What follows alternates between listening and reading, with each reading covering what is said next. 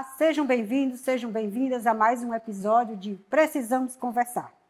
E hoje nós vamos trazer aqui um tema muito pertinente para as nossas vidas do dia a dia, que é a questão dos resíduos sólidos. O que é que significa resíduo sólido? Que é aquilo que não pode mais, digamos assim, ser aproveitado e que a gente pode, digamos assim, pegar daquele lixo e reaproveitar fazendo reciclagem. E a gente, para conversar com a gente sobre isso, com esse tema que é tão importante para a vida de cada um de nós, nós estamos aqui convidando o Ítalo, né? Ítalo Girão. Seja bem-vindo, Ítalo. Muito obrigado pela sua presença, né? O Ítalo, ele é mestre em desenvolvimento em meio ambiente, é geógrafo e também é diretor executivo de meio ambiente na Secretaria de Meio Ambiente de Maranguape, né? E aí, o Ítalo, essa questão é uma questão, digamos assim, muito discutida, né? Existe a Política Nacional de Resíduos Sólidos, que vem lá de 2010, quando ela foi, digamos assim, sancionada, e começando a caminhar nesse processo, que a gente sabe que não é fácil, né? Para só dizer para vocês, cada um de nós, eu estava vendo aqui, por ano, cada pessoa produz 342 quilos de lixo. Imagina. E por dia isso dá mais de 1 quilo por pessoa. Então, assim, é um grande desafio, eu diria, para todas as gestões, né? Cumprir o que está nessa legislação, que depois foi atualizada recentemente, e aí aquela velha história dos lixões. O Ceará, a gente sabe que agora, no lançamento da política estadual de resíduos sólidos, quando foi feito todo um diagnóstico, existiu mais de 300 lixões, e que é um grande desafio, acabar com esses lixões. E eu estava vendo aqui estatísticas do Brasil como um todo, né? O que se destina realmente para, digamos assim, para aqueles aterros, né? Que são, a gente chama aterros sanitários, que ainda é o que existe de melhor até hoje, devido a gente não poder ainda fazer um processo de industrialização do resíduo, ainda não é o percentual que nós gostaríamos, né? E assim, para falar um pouco disso, eu vou deixar agora com você, que vive no dia a dia essa realidade e que está à frente de construção, pertencendo a consórcios, né? E o Ceará, ele fez aí digamos assim, uma regionalização dos municípios, e hoje a gente tem, parece que 21 consórcios, né, em processos, aí, em algum deles, alguns já licenciados em execução. E como é que está sendo essa realidade que a gente está vivendo hoje, principalmente aqui no estado do Ceará, onde a gente está inserido, que você está mais por dentro. Seja bem-vindo. Muito obrigado. Olá a todos, né? Eu gostaria de agradecer imensamente o convite. Fico muito feliz em poder estar aqui debatendo sobre isso, doutora Virgínia, já que é uma temática tão importante para as cidades brasileiras, em especial no nosso estado do Ceará e no nosso município de Maranguape, e que tem sido realmente recebido holofote porque é um problema do nosso cotidiano, do nosso dia a dia, né? Então, quando a gente fala de resíduos sólidos hoje, no Brasil, esse problema ele é praticamente de todas as cidades brasileiras, não é algo exclusivo de uma ou de outra. Gasta-se muito com resíduos sólidos e tem-se pouca efetividade nessa questão, nessa gestão, né?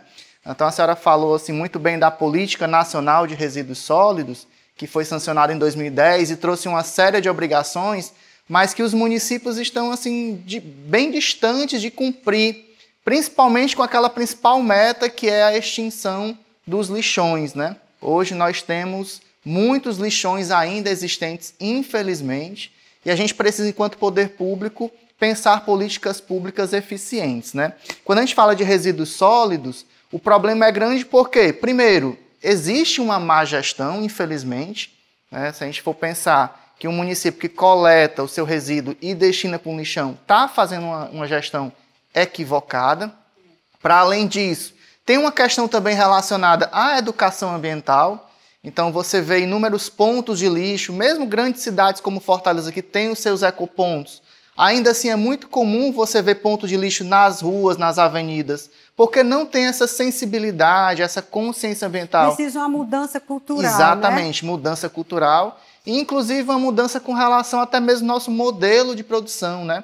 A gente vive um sistema em que nós somos instigados a sempre consumir mais, e ao consumir mais a gente gera muito resíduo, gera muito material, você vai comprar um produto, vem várias embalagens e essas embalagens se tornam resíduos, né? Então, é um problema enorme, né? Com relação a dados, eu achei bem interessante, mas só para complementar, hoje no Brasil, 40% dos resíduos não são destinados para a disposição final ambientalmente adequada ou para a destinação final ambientalmente adequada, o que é um problema gigante, né? E eu vi também, assim, só complementando. Sim, fica à vontade. Que mais de 17% vai para lixões, que ainda é uma grande preocupação, isso no nosso país inteiro, né? Que a gente só consegue reciclar, acho que não chega nem a 2%, né? Do tipo de reciclagem que é feito. Então, assim, e hoje a gente vive o grande problema dos oceanos, que estão realmente recebendo muito material, digamos assim, de plástico, e que está afetando a fauna, a flora, né, dos nossos oceanos, não é isso? Ou seja, é um problema em cadeia, né? Ou seja, você coloca o resíduo no local inadequado, isso gera uma poluição visual, isso gera uma péssima dignidade de vida para as pessoas, uma vez que... um problema de saúde futuro, você né? tem um problema de saúde e gera contaminação de mananciais, recursos hídricos, do oceano, do próprio solo, né? Dados do CINI apontam que apenas 1,67% do que é gerado de resíduo, que tem, né, possibilidade de reaproveitamento energético, são de fato reciclados. E a temática da reciclagem, a gente precisa ressaltá-la, porque é a partir da reciclagem que você vai dar o melhor destino final, né? Quando a gente fala em destino final, é pegar aquele resíduo, encaminhar para um determinado local que ele vai ser reaproveitado de alguma maneira, seja pela reciclagem, pela reutilização, e tem a enfim. questão da coleta seletiva, que é uma outra Exatamente, questão, né? que é você separar o seu material, né? Então, é uma cadeia produtiva que vai beneficiar o catador, que vai passar a ter uma renda e uma dignidade de vida. E o Ceará, ele instituiu, né, um programa Bolsa Catador, não é isso? Isso, exatamente. O estado do Ceará, ele tem sido assim, está na vanguarda de uma política pública de resíduos sólidos, né, bem interessante. Então, além da política nacional, existe a política estadual de resíduos sólidos, o IQM, né, que é um percentual do ICMS que vai ser destinado para os municípios que têm políticas públicas relacionadas à gestão dos resíduos sólidos, né, e os consórcios públicos. Então, posso dizer que o estado do Ceará está na vanguarda, apesar de que ainda tem muito a ser caminhado, né? Mas já está em processo, né? Pelo menos eu acho que muitos municípios estão caminhando, porque a gente sabe que destinar para um aterro sanitário, isso tem um custo muito elevado. E a realidade dos municípios, digamos, nenhum município, eu acredito, sozinho, não sei que seja um grande município, pode arcar com essas despesas solitárias, de uma forma solitária. Por isso que a história dos consórcios, para tentar viabilizar, né, a destinação correta para esse, né, resíduo sólido. E assim, como é que tem sido a sua experiência, que vive aqui como, né, diretor executivo aqui de um município na área de meio ambiente? Hoje a solução compartilhada realmente tem sido a nossa principal estratégia. No estado do Ceará, apenas 5 municípios destinam seu resíduo para aterros sanitários. De 184, todo o restante, né, destina para ou lixão ou para aterro controlado. E o consórcio é a forma que o Estado e os municípios encontrou de, juntos, né, fazer uma política pública efetiva. Maranguape, até 2021, não era consorciado. Nós tivemos uma decisão de ingressar no consórcio público da região metropolitana B, né? Foi uma decisão política, né? Uma decisão até bem ousada, frente ao cenário do ano. Hoje nós já estamos no consórcio, isso já nos permite ter o recurso necessário para investir em reciclagem.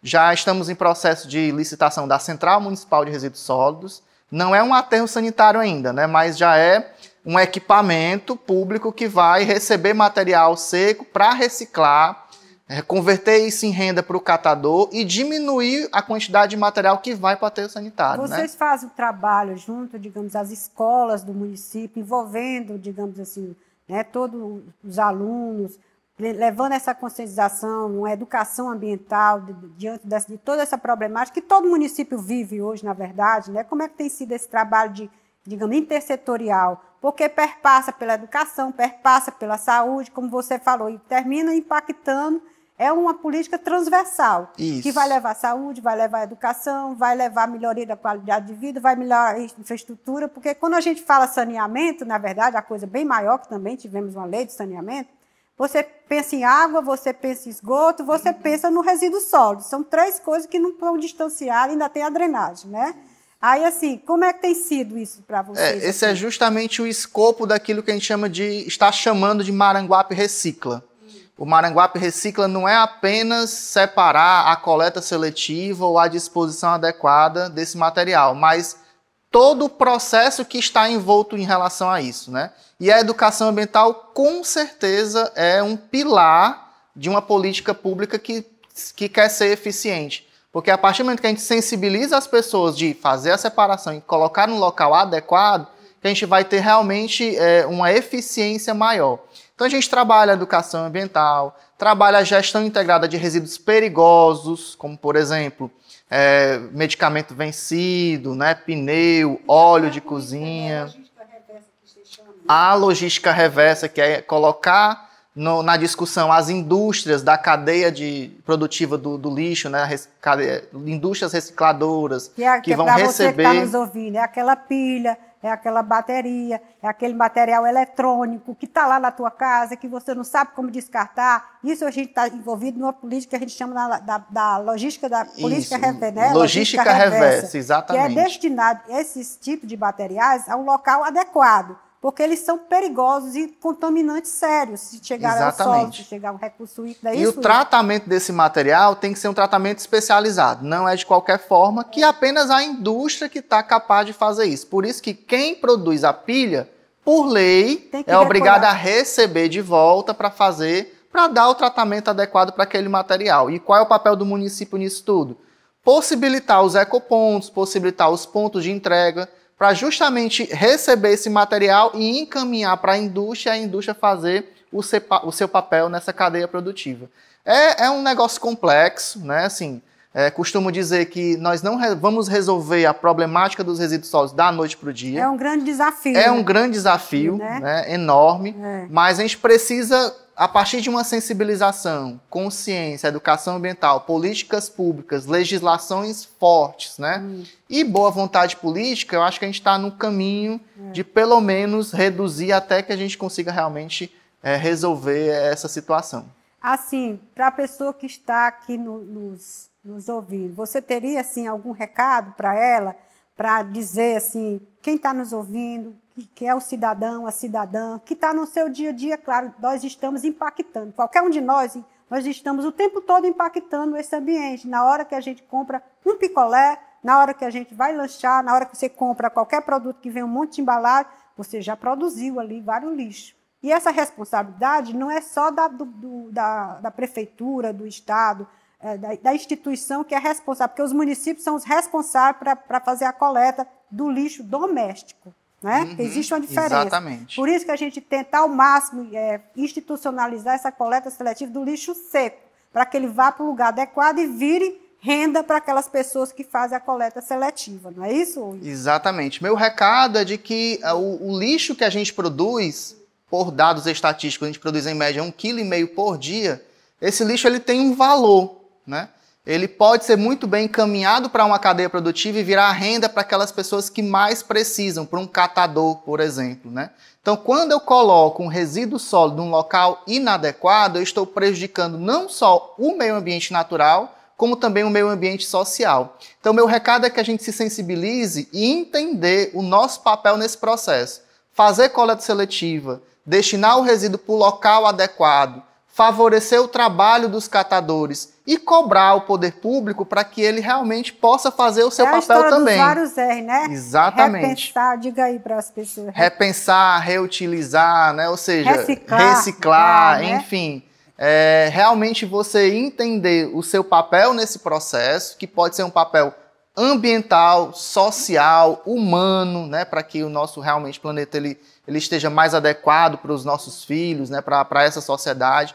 Então, realmente entender a importância dessa temática, mudar os comportamentos e incentivar para que essa política de resíduos sólidos ela aconteça de uma forma mais efetiva.